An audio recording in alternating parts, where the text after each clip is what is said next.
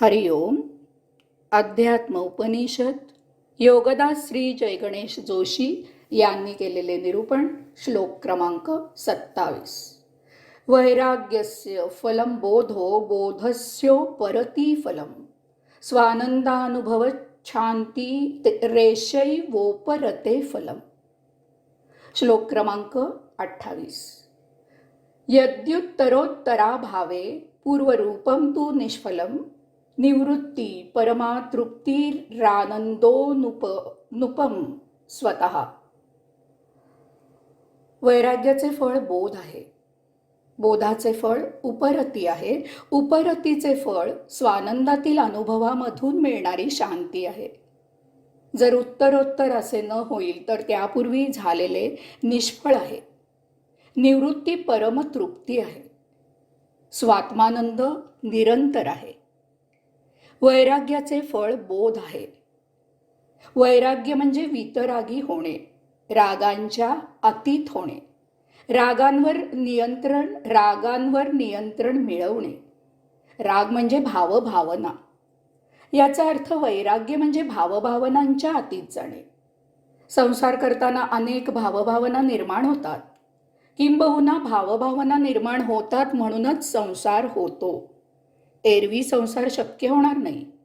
संसारात सप्तरिपू आणि त्यामधून प्रेम, ममता, वात्सल्य, द्वेष, सुख, दुःख, रुसवा अशा अगणित भावभावना आणि त्यांचा परिणाम म्हणून सहवास, सहजीवन, वाद, संवाद, झगडा, भांडण, तंटा इत्यादी सतत निर्माण होत असतात. आणि यांच्या प्रभावाखाली संसार करणे सुरू असते. आपल्यावर या अशा भावभावनांचे नियंत्रण असते. यामुळे आपण आत्म्यापासून दूर होतो आणि देहादी इंद्रियांच्या कच्छपी लागतो. त्यांच्या मर्जीने भौतिक उपभोग घेऊ लागतो. संसाराचे चटके बसून असे लक्षात येते की वर दिलेली यादी ही स्वतःची केलेली फसवणूक आहे, आत्मवंचना आहे.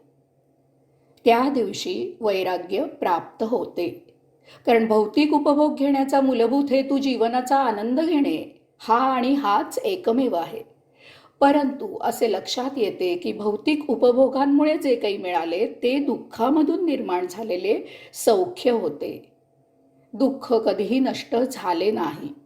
ते कमी झाले किंवा सह्य झाले आणि त्यामुळे त्यात सुख झाल्याचा आभास निर्माण झाला. तेथे आनंदाचा पत्ताही नव्हता. यापासून बोध होतो. यासाठी संसाराच्या अनुभवामधून स्वतःला ज्ञान होते की या भौतिकात आनंद नाही. येथे फक्त सुखदुःखांच्या आट्यापाट्यांचा खेळ आहे आणि त्यासाठी आपले मन आपल्याला नाचवत आहे.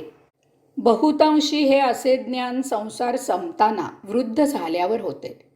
यामुळे या जन्मी याचा फारसा उपयोग होत नाही. उर्वरित आयुष्यात चुटपुट मात्र लागते की चुकलो, यापेक्षा आणखी चांगले जगता आले असते.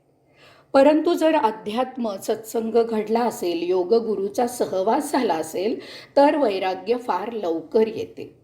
या योगे बोध लवकर प्राप्त होऊन आचरणात येतो आणि मुक्तीची यात्रा या जन्मीच सुरू होते. वैराग्य म्हणजे आपल्यामध्ये जे राग, ज्या भावभावना निर्माण होतात त्यांची सत्य ओळख होते. त्यामुळे त्यांच्याबद्दल अप्रीती निर्माण होते. संसार करताना आपण भावभावनांच्या नियंत्रणाखाली वर्तन करत असतो. वैराग्य प्राप्त झाले की भावभावनांवर आपले नियंत्रण प्रस्थापित होते. यामुळे आपले आचरण बदलते आणि ते आत्मेच्छेने सुरू होते. आपण भौतिक भोगापवर्गतेच्या बेडीतून सुटतो. हे सर्व जीवनाची एक प्रतिक्रिया म्हणून होते. कारण हे असे कुणी सांगून उपदेश करून होत नसते. त्यामुळे याचा परिणाम दूरगामी आयुष्याच्या अंतापर्यंत टिकतो. एकदा बोध झाला की मग कितीही राग, कितीही लोभ प्रलोभने आली तरी आपण आपल्या आचरणावर ठाम असतो. काय असतो हा बोध?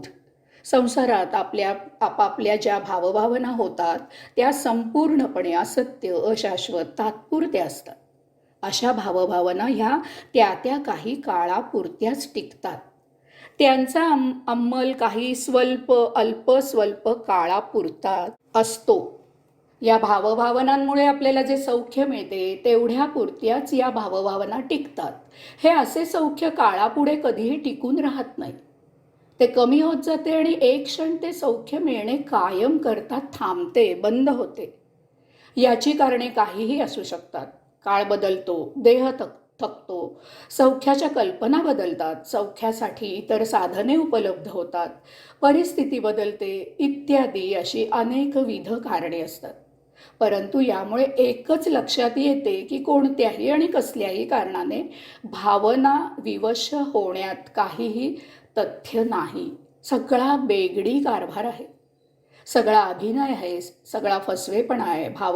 भावना जीवनाला साथ देत नाहीत, अर्ध्यावरच ते सोडून जातात. वंशाचा दिवा म्हणून ज्या अपत्याकडे पाहिले तो वृद्धापकाळात विचारत नाही, तोंड पाहत नाही, प्रसंगी मारपीट करतो, वृद्धाश्रमात फेकून देतो आणि बेवारस करतो. ज्याच्यावर प्रेम केले ती कामना होती, हवस होती, तारुण्य आटल्यावर त्याला ओहोटी लागली आणि त्याची जागा दुस्वासाने, तिरस्काराने घेतली. ज्याच्याशी भरोशाने व्यवहार केला ती धनसंपत्तीची लालसा होती. ती पूर्ण झाल्यावर तेथे फसवणुकीला सुरुवात झाली. ही आणि अशी असंख्य उदाहरणे प्रत्यक्ष पाहायला, अनुभवायला मिळतात. यांचा परिणाम जरी इतक्या टोकाला गेला नाही तरी त्यातील मूळ हेतू लयाला जातो आणि त्याच्या विरुद्ध वर्तन सुरू होते. ह्यापासून इतकाच बोध होतो की या संसाराला काहीही अर्थ नाही. जे फूल उमलते ते कोमेजतेही. संसार हा असा आहे. त्यात निर्माण होणारे भावविभाव तात्पुरतेच असतात. यास्तव संसार जरुरीपुरताच, तेवढ्यापुरताच करावा आणि शक्यतो जीवनाला साक्षी राहावे. कारण संसारात आपण दुसऱ्यावर अवलंबून राहतो. दुसरा आपल्याला कधीही शाश्वत आनंद देऊ शकत नाही, ही वस्तुस्थिती लक्षात येते. यास्तव शाश्वत आनंद फक्त आपल्यातच आहे आणि तो आपला आपणच घेऊ शकतो. हाच बोध असतो आणि याचे फळ काय मिळते? बोधाचे फळ उपरती आहे.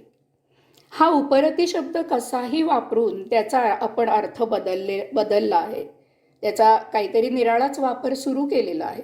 उदाहरणार्थ, एखादा आपल्याकडे बरेच दिवसांनी आला आणि खोचकपणे आपण त्याला विचारतो, आज इकडे यायची उपरती कशी झाली? यात उपरती म्हणजे सुबुद्धी असा काहीसा अर्थ अभिप्रेत असतो. परंतु उपरती याचा मूळ अर्थ काही निराळाच आहे. यास्तव प्रथम उपरती याचा अर्थ समजून घेऊया. त्यानंतरच उपरतीचे फळ काय आहे ते पाहूया.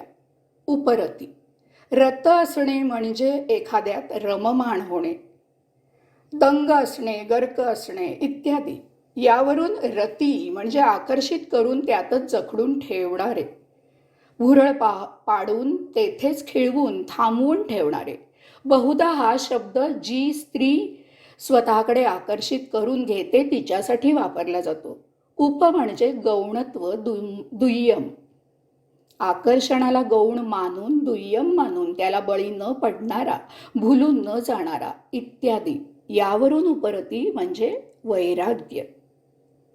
संसाराची ही अशी जाण आल्यावर आपल्याला उपरती होते.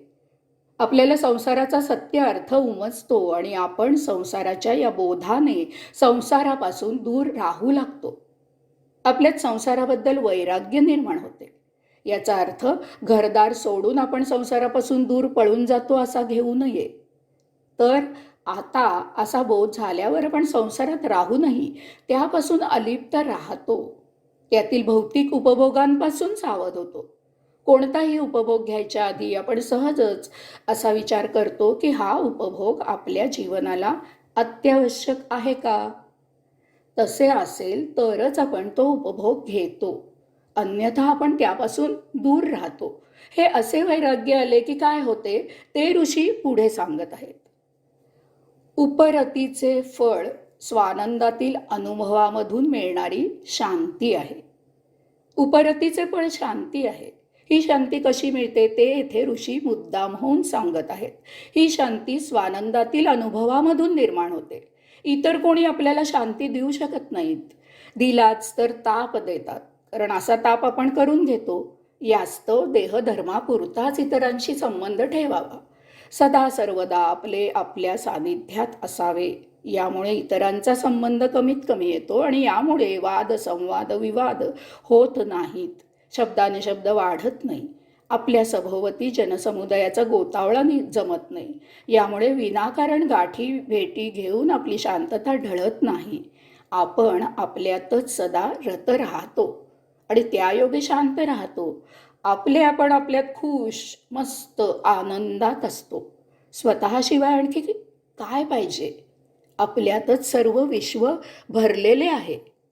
जर उत्तरोत्तर असे न होईल तर त्यापूर्वी झालेले निष्फळ आहे. ऋषी सांगतात की जर वैराग्यामधून बोध झाला नाही तर ते वैराग्य मिथ्या आहे, बेगडी आहे, खोटे आहे असे समजावे.